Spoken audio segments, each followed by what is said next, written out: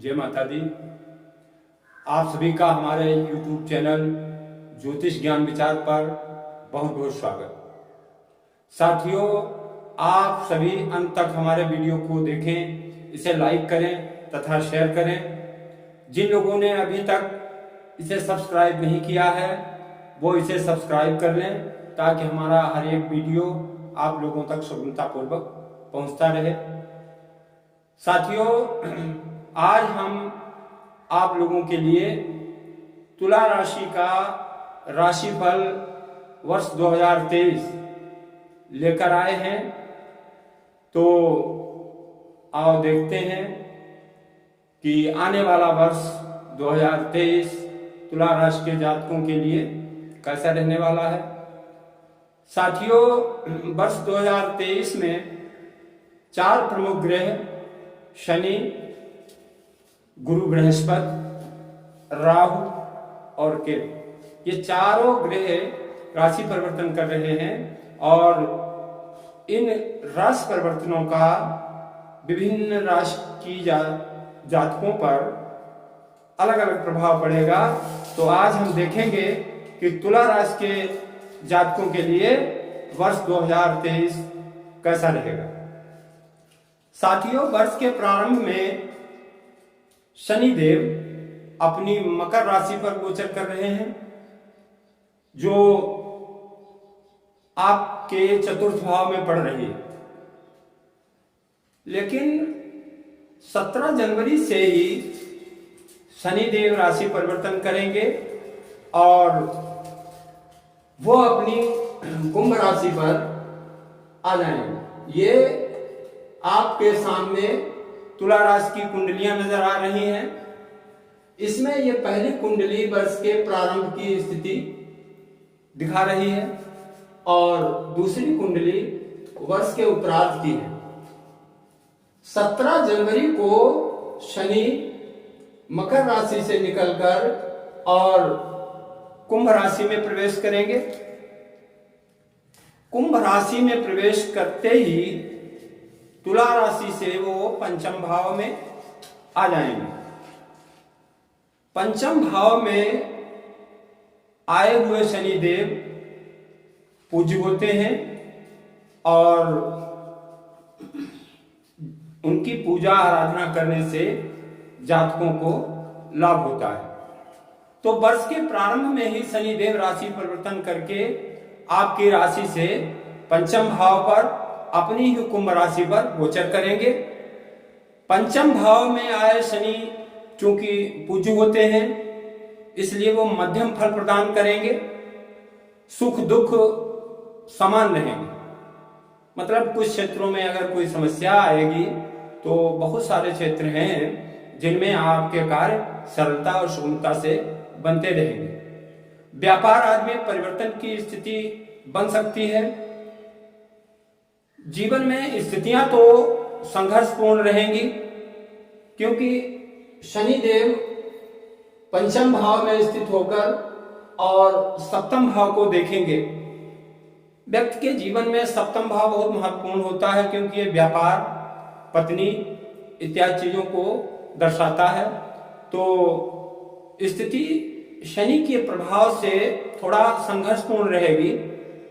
लेकिन तुला राशि के जातकों के लिए शनि सुख भाव के भी स्वामी हैं और सुख भाव के स्वामी होकर अपनी ही राशि पर बैठे हैं तथा वहां से पंचम भाव में बैठकर लाभ भाव को पूर्ण दृष्टि से देख रहे हैं। इसलिए संघर्ष के बाद भी धन लाभ होता रहेगा और समस्याओं का समाधान निकलता रहेगा। क्योंकि शनि पंचम भाव में सुक्षेत्रीय है। पंचम भाव विद्या, बुद्धि, संतान का होता है। अतः संतान के लिए यह शुभ होगा। विद्या और बुद्धि में विकास होगा। विद्यार्थियों के लिए पंचम भाव में स्थित शनि लाभदायक रहेगा, उनकी स्थिति को मजबूत करेगा। तो शनि चूंकि पूज्य है, इसलिए तुला राशि के जातकों को चाहिए कि वो शनि का स्तोत्र पाठ या कोई भी पूजा करते रहें तो उससे विशेष लाभ होगा। साथियों, अब आगे बढ़ते हैं। हम देखते हैं कि वर्ष के प्रारंभ में देवगुरु बृहस्पति तुला राशि के राशि चक्र में षष्ठम भाव में गोचर कर रहे हैं और षष्ठम भाव की राशि बन रही है मीन। मतलब देवगुरु बृहस्पति अपनी ही राशि पर षष्ठम भाव में विराजित है। तो षष्ठम भाव रोग और ऋण इत्यादि चीजों को दर्शाता है, कष्टप्रद स्थिति को दिखाता है। साथ ही ये मामा और ननिहाल पक्ष को भी दर्शाता है। तो साथियों, वर्ष के प्रारंभ में देवगुरु बृहस्पति क्योंकि षष्ठमेश होकर षष्ठम भाव में ही रहेंगे, इसलिए तुला राशि के जातकों का स्वास्थ्य अच्छा रहेगा, कोई स्वास्थ्य में समस्या नहीं होगी और उन्हें ननिहाल पक्ष से लाभ होने की भी स्थितियां बनेगी। परंतु 22 अप्रैल 2023 को देवगुरु बृहस्पति राशि परिवर्तन करेंगे और वो तुला राशि के राशि चक्र में सप्तम भाव में मंगल की राशि मेष पर आ जाएंगे। तो मित्रों, सप्तम भाव में आकर के देवगुरु बृहस्पति जब सप्तम भाव में आ जाएंगे तो देवगुरु बृहस्पति की दृष्टि लाभ स्थान पर पड़ेगी, लग्न भाव पर पड़ेगी और नवम भाव से वो पराक्रम भाव को देखेंगे। तो साथियों, देवगुरु बृहस्पति के सप्तम भाव में गोचर करने से आपको धन, पद, प्रतिष्ठा इत्यादि में वृद्धि का योग बनेगा। लेकिन षष्ठमेश के दोष के कारण, क्योंकि षष्ठमेश होकर वो लग्न को पूर्ण दृष्टि से देखेंगे, तो कहीं ना कहीं षष्ठमेश के दोष के कारण आपके स्वास्थ्य को भी प्रभावित कर सकते हैं। लेकिन लाभ स्थान को पूर्ण दृष्टि से देखेंगे तो ये धन लाभ के लिए उत्तम योग बनाएंगे। मतलब देवगुरु बृहस्पति की कृपा से आपको 2023 में लाभ की स्थिति बनती रहेगी। अब आगे बढ़ते हैं। वर्ष के थोड़ा आगे बढ़ के 30 अक्टूबर से राहु और केतु भी राशि बदल जाएंगे। वर्ष के प्रारंभ में जहां तुला राशि के जातकों के लिए राहु सप्तम भाव में गोचर कर रहा था और केतु लग्न भाव में था, राशि परिवर्तन करने के बाद राहु षष्ठम भाव में आ जाएगा और केतु द्वादश भाव में पहुंच जाएगा। तो साथियों, षष्ठम भाव में आकर के राहु जो है अनुकूल परिस्थितियां बनाएगा, क्योंकि षष्ठम भाव में पाप ग्रह जो है वो शुभ परिणाम देता है। तो राहु षष्ठम में आकर के स्थितियों को अनुकूल बनाएंगे, रोग ऋण आदि का शमन करेंगे, आपके बिगड़े काम बनेंगे। जिन कार्यों में अभी तक व्यवधान आ रहा था, राहु के सहयोग से अचानक अनुकूल परिस्थितियां बनेंगी और आपके बिगड़े हुए काम बनने लगेंगे। नौकरी व्यापार में सुधार होगा, पारिवारिक जीवन भी खुशहाल रहेगा। ये राहु की षष्ठम भाव में स्थिति का फल आप लोगों को प्राप्त होगा। लेकिन केतु जो है, केतु आपकी जन्म राशि से द्वादश भाव में है और द्वादश भाव में बैठकर वो खर्च का भाव होता है। तो द्वादश भाव में बैठकर आपके लिए कुछ समस्याएं पैदा कर रहे हैं और खर्चा बढ़ा देंगे, खर्च अधिक होने लगेगा, अनावश्यक यात्राएं करनी पड़ सकती हैं, विश्वासघात हो सकता है, आप ठगी के शिकार हो सकते हैं, चोरी के शिकार हो सकते हैं।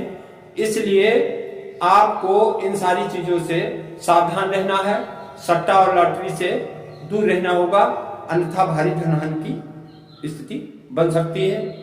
द्वादश भाव में केतु धार्मिक यात्राओं का भी संकेत देता है, धार्मिक यात्राएं कर सकते हैं। तो ये राहु और केतु का फल आपके सामने रखा।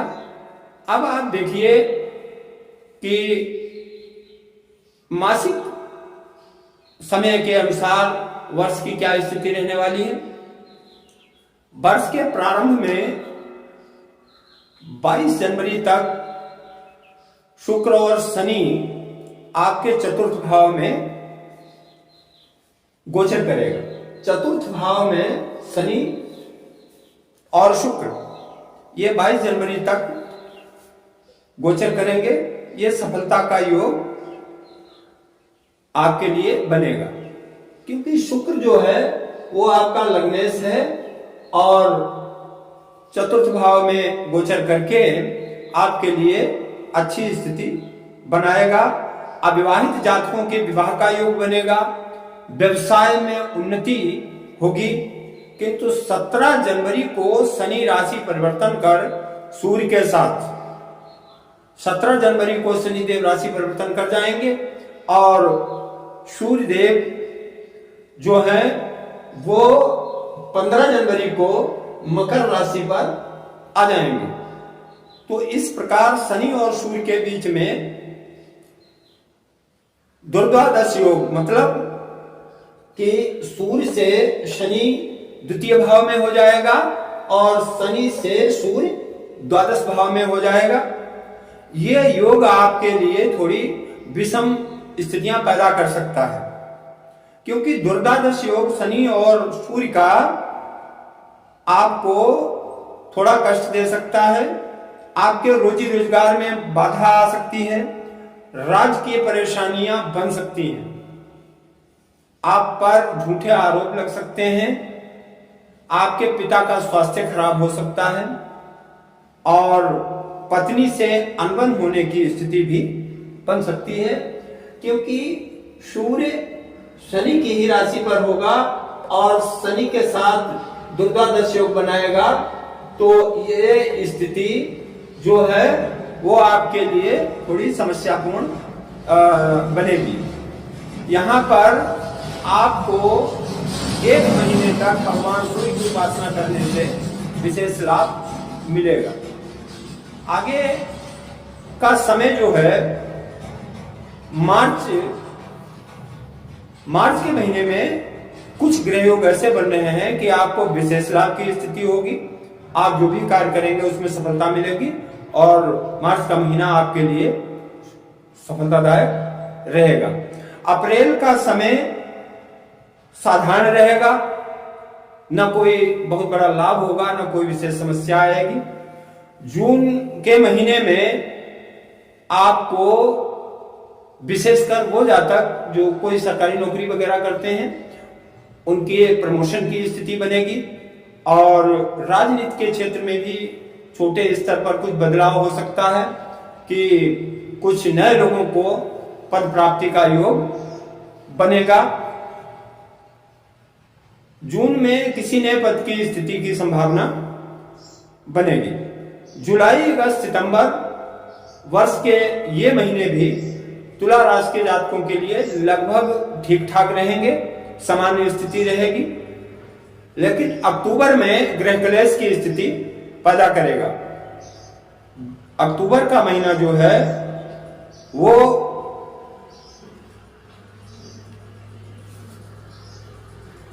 तो साथियों, तुला राशि के जातकों के लिए जुलाई, अगस्त, सितंबर ठीक ठाक रहेगा, लेकिन अक्टूबर के महीने में गृह कलेश की संभावना रहेगी। कुछ ऐसी स्थितियां बनेगी कि परिवार में विवाद और कलेश की स्थिति पैदा हो सकती है। वर्ष का शेष समय शुभ रहेगा। तुला राशि के जातकों के लिए अब हम उपाय बताते हैं। साथियों, तुला राशि का स्वामी ग्रह शुक्र होता है और उनका संबंध माता लक्ष्मी से होता है। तो शुक्र धन वैभव के ग्रह हैं और बगैर मां लक्ष्मी की कृपा से ये कुछ भी संभव नहीं। इसलिए तुला राशि के जातकों को चाहिए कि वो श्री सूक्त का पाठ करते रहें, माता लक्ष्मी का पूजन करें और सफेद वस्तुओं का दान भी कर सकते हैं।